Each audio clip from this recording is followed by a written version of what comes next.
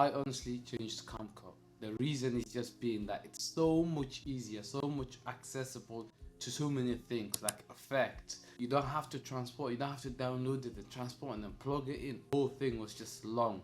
When we are working as small creators at the same time we're doing this on the side, it's quite difficult. You cannot do hardcore editing like you would do if you had more time. I suggest if you got more time, yeah, it makes sense. But CapCut has improved their game over the years and they've become a very competitive right now. I switched because I felt like they were doing a great job. The accessibility, the ease of the platform itself and how you can get things so easily, so much more things you can do with it. It's just made my life so easy. On top of that, you've got the auto caption. So nowadays, if you want to just caption it, the whole video, you could just press in just one button, click, and it's all done for you. I left Premiere Pro for DaVinci Resolve.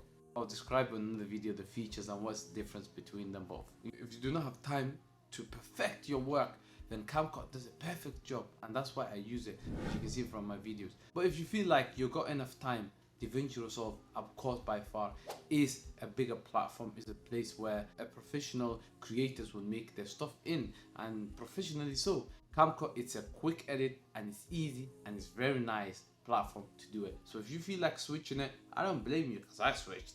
I would switch any day right now. I even got an app for the phone. If you feel like, you know what, I don't want to edit my shots on my laptop or computer or PC or whatever, yeah, they all mean the same thing to me somehow.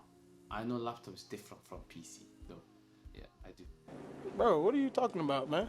You can even edit your video on the phone as you're going. So it just makes things so much easier for us small creators, and even some of the big creators are now using it to make life easier for them. Hope you enjoyed this video. If you did, let me know.